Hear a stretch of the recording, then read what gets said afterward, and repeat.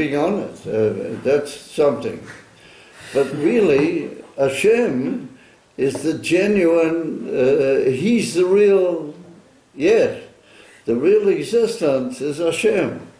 Our existence is just a lot of nothingness. We are the real nothing, and Hashem is the genuine yes. So what do we mean by saying that Hashem created the world? Yesh mi'ayin. We should say that He created, ayin mi'ayes. That's what we should say. And it's brought down sometimes instead of that lesson. Ayin mi'ayes. Yeah. Because that's looking at it the real way. And so why is that the case? So Kunti said we've got three levels here. We've got Hashem is the real yes. We are what we feel is a yes. We feel ourselves to be a yes. And in the middle is a ayin. You follow? So you have yes, and then you have yes over here. Or in the middle, in order to go through that, Hashem had to bring about something from Himself, which is, compared to Him, absolute nothing. And when He got to ayin, then He was able to bring about a further yes. And so that's a cloud in all inyonim, that if you want to be a emissary, yes, how do you call it? You want to really be there in a genuine way, then you have to go through a ayin. You have to go through a negativity. For example, it's brought down by, how do you call it, Avraham Avinu. Well, we're going to learn about him in next week's parsha. It's brought about Avraham Avinu. Hashem says in Parsha Vayera, that why does He bless Avraham? Why does He assume that Avraham is such a great person? He's going to bless all of his generations. And He says, Eikev asher shoma Avraham b'koili. And He said, because Avraham has listened to what I said. Oh, but He doesn't say because, Avraham. He says, Eikev asher. Now the word Eikev, do you know what the word Eikev means? Ankle. Heel. Heel? No, but it's a question. It's. Huh? Anybody know what the word Eikev means? Ankle. Ankle. No, heel. Like heel. A heel. The heel is called the Eikev. And so the word Eikev means a heel. But it can sometimes be used as a word meaning because of. Because from your heel you move into other things. You sort of move with your heel. And that carries you into a further situation. Though sometimes in Lashon Kodesh the word Eikev is used. We have a whole parsha in Devarim. V'hoyo Eikev Tishmiyun. It's a parsha in Devarim. Not long before Rosh Hashanah, not all that long ago. The pasuk uses the expression V'hoyo Eikev Tishmiyun, and here it says, why is Hashem going to bless Avram? Eikev asher shoma Avram b'koili. So ask yourself the question, why at this point did it use the word Eikev? Why didn't it say, because Avram, and due to the fact that Avram listened to my voice, that's why I'm going to bless him. So it comes along once again the Talmidim of the Baal Shem Tov, and they say that the word Eikev is the lowest point on the human body. The Eikev is what you call if you hold yourself to be Eikev, then Hashem is going to bless you. Then He's going to lift you up and bless you, because ultimately you will be the perfection of your own creation. If you hold yourself to be a heel, if you hold yourself to be Eikev. Now, how do I know that Avraham Avinu held himself to be an Eikev? Do you know about that? That in Parsha Vayera, Hashem comes to Avraham Avinu and talks to him about storm, whether He's going to destroy his dome or not. And Avram says to the Eivester, excuse me for talking with you, Hashem. He said, Ki anoichi ofa v'efer. I'm, how do you call it? I am dust and ashes.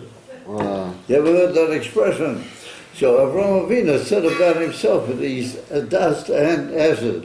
It's not enough that he was dust. He's dust and ashes as well.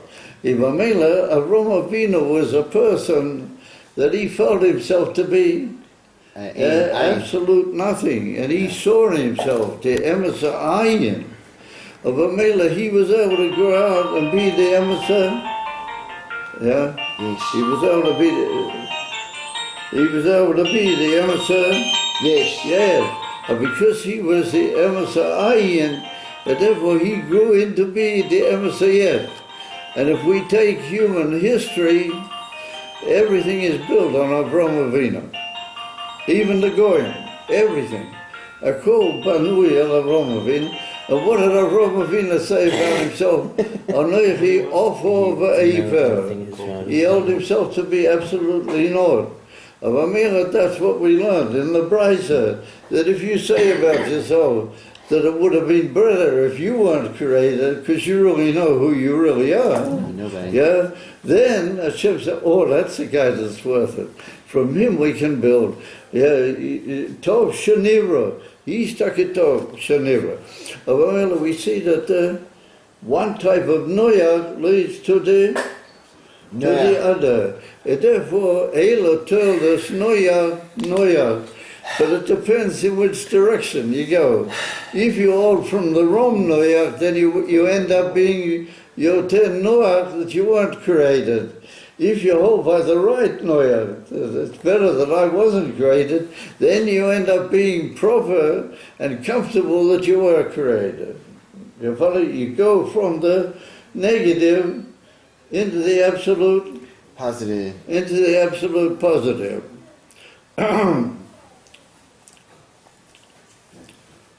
Well, I don't know what to do with you guys, but I would have thought that somebody would show a sign of surprise, but everybody's taking it nicely, and everybody I sort of obviously don't get it. just assumes that this is all well known. Yeah, I get it. But it comes out of he said that if you want to make a genuine change in your life, yeah, you have to go through a state of nothingness. You have to go through ayin. And if you go through ayin, then you go into emissary. Yes. Yeah. I don't get it. You're like Daphne. And with that, If it's If you're bad to be bitzel, then depressed, you can being get nothing more is being depressed. So how I would you... can't hear him. What did he say? Tell him. Tell him. Different, being nothing, Hello. being depressed. You Tell me said what to get this to a place- gentleman said. You said to change, you have to go to a place of nothing. Oh, okay. He said to change, you have to go to a place of nothingness. That's right. But Yeah. if it's bad In to be order to depressed, a change place of nothingness perfectly, you have is to go depression. through nothing. Because if you don't, then you're always a bit of what you were. Okay, tell him the second portion that I So- said. He's asking because nothing sounds I'll a lot tell like you. depression. But it makes you depressed. Huh? It makes, It makes you depressed. Oh, Yeah. well, that's what you see. Yeah, that's what I'm saying. If you would have been listening to the class, then you wouldn't. No, but you said That's why I because said it's that you, the but if you get to Baal that portion, then it He still said is. both things.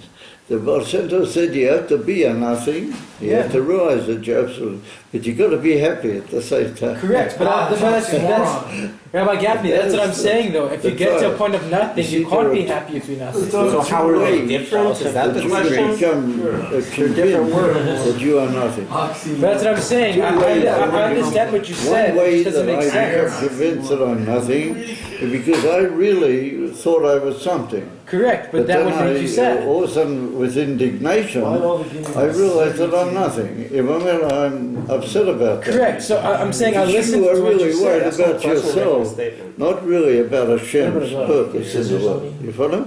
No, But no, not really. if Because I it's am gonna make really you sad. worried about Hashem, and I'm really worried about Hashem's purpose, and I realize that I'm not doing what's really His purpose, and I'm nothing worth, then on the contrary, I get a tremendous highest that I really want to do it. You follow? No, because I wouldn't. I And would that's feel called sad in if I did Tanya, that.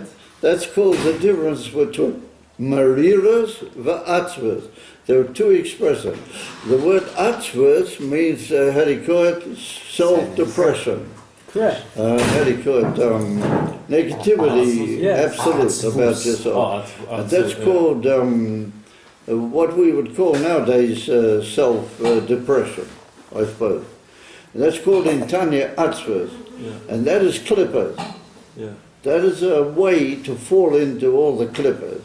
Correct. Of Mariras is I have the same information and I reach the same conclusion, but I'm bitter. Bitter is something that makes you move, you know. If you want to get somebody, why do you give a person a l'chaim at a fabring? Chaim is pretty horrible. I mean, this mushroom stuff is really bad news. If I had I would take most of it out of Chabad, I must admit to you. It's not good. It's bitter much, it's very unpleasant. Why do you give a person to say, l'chaim, that year, or when he's drinking, to drink much is not good. To say l'chaim. Yeah. Well, why do you give a person to say l'chaim? Because it's bitter, and bitter makes him move, you understand? Bitter. Right, but that's what I'm saying. I heard this stuff in the beginning, but it still doesn't make sense. Because you're really concerned that you want to do what is Hashem's purpose for you. Correct, but you would still be sad if you got to that point. That's why the negativity leads to positivity. All of a sudden he's become awake. Literally as loud as I can go. This guy over here. That's the difference between negativity or atzvas and mariras. You follow? I do follow, but what I'm saying is human nature is not like that. The message of mariras is the message of the Baal Shem Tov. And it's one of the main messages of the whole Tanya. You've got to study Tanya very carefully. No, I'm saying that I understand that, but I'm saying human nature is not like that. Human nature is... Oh, he's saying human nature is not like that. Usually it's not that way. Yeah, that's what he's saying. Human nature. If we get sad, with people mess things up. That's not my problem. You understand? I'm talking about how it should be. And if we know how it should be, then we have what to work towards. It could be we're still lacking. You know? I'm putting to you the perfection story. You know? But we have what to work towards. But what I'm trying to say to you is an old principle, really, that the ultimate way to realization is self-criticism. You ever heard of it? You've got to know how to negate yourself in a meaningful way. Not negate yourself in a way that you're really pitying yourself. And you're saying, oh, you know, why did Hashem realize what a real miskin I am, and why doesn't he look after me better? And not that. But I come to the realization that I'm really bad news because I'm not doing what he meant me to be really doing. But once I realize that, then that gives me chayas to do what I'm really supposed to be doing. But if I'm thinking only of myself, then I stick in the atzvas, you follow? I sort of get caught up in the mud of the atzvas. And that's what we're talking about. That's the whole thing I'm trying to get over. And that's what the great Talmudim of the Baal Shem Tov said, Eila told us Noyach. He's the tolder of whatever you hold, Noyach, he's the one that you produce. If you hold the right Noyach, then you get to the right Noyach. You follow? So what I want to suggest now is that to sort of finalize this class.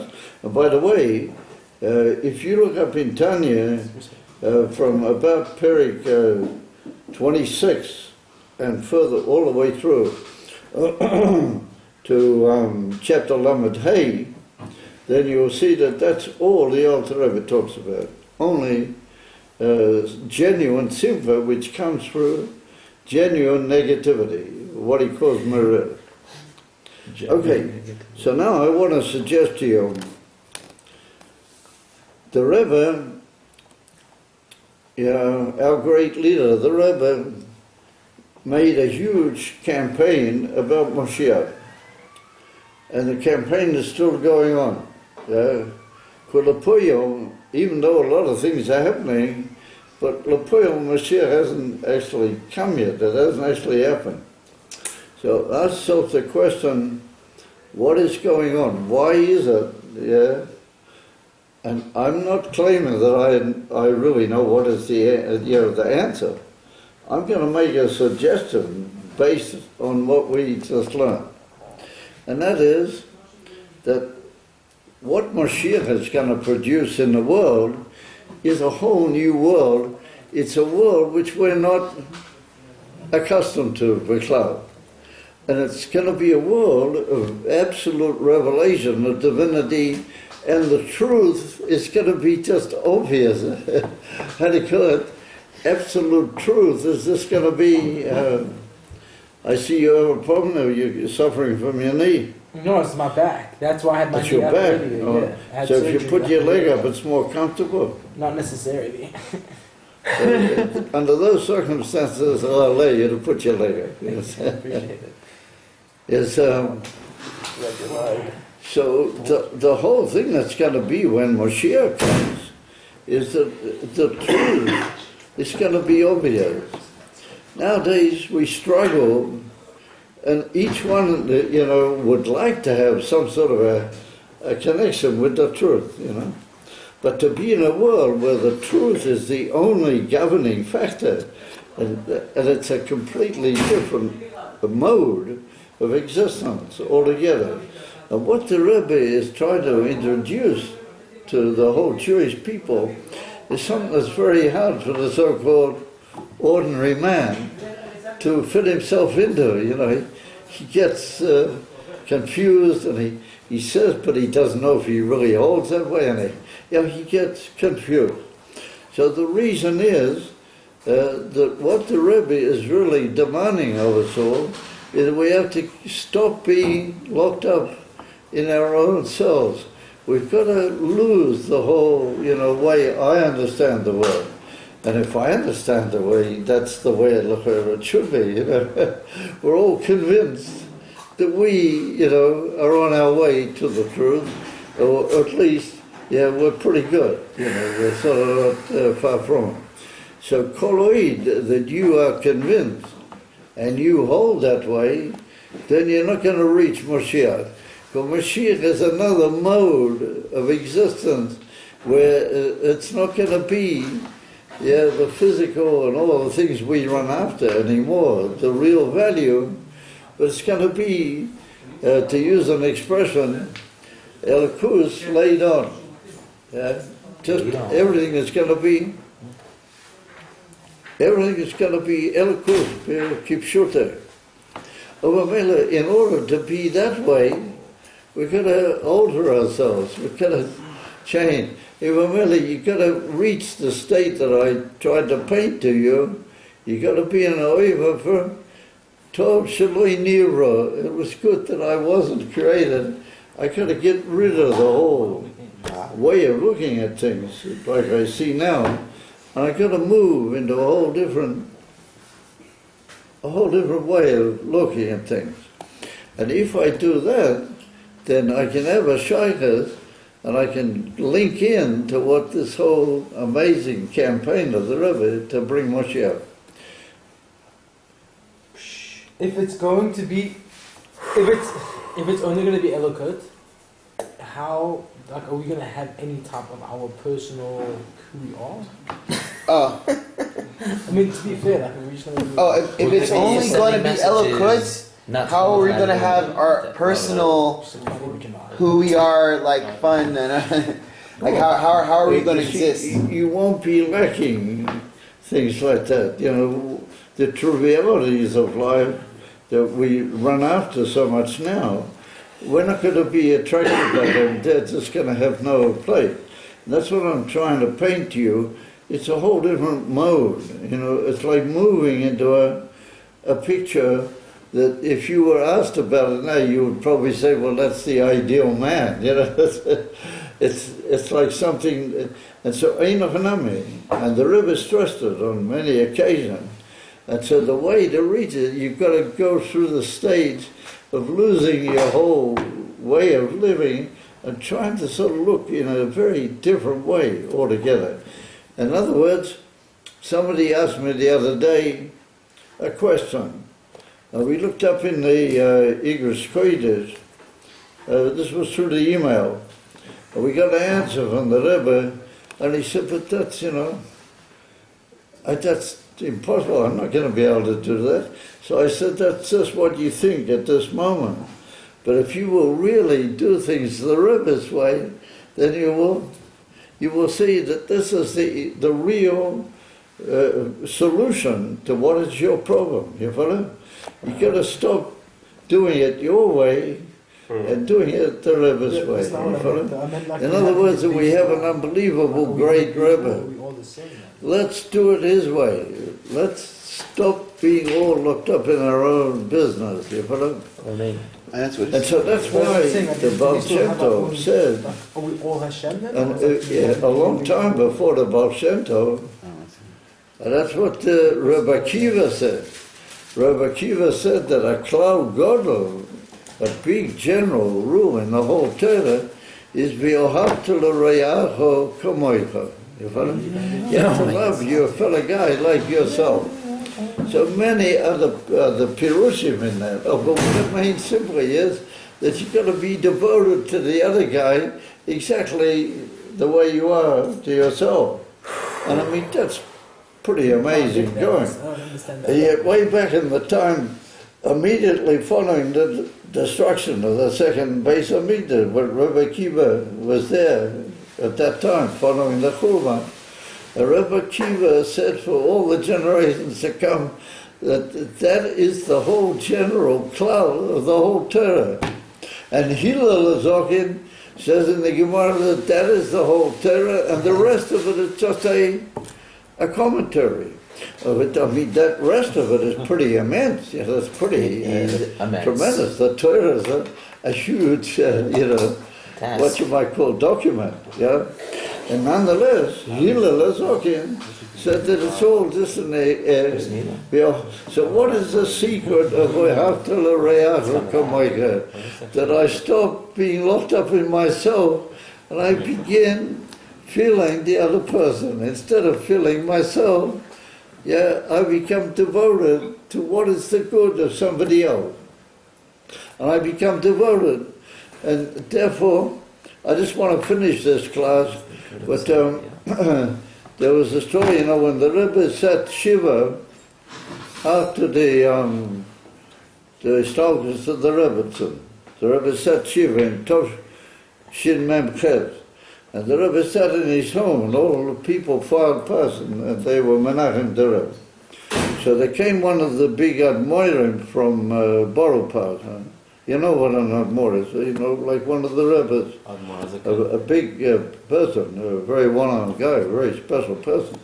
He came and he sat with the Rebbe a few minutes, and he was Menachem the Rebbe, and the Rebbe nodded to him with appreciation and everything. And then he got up, and as he was moving towards the door, Label Groner was standing there.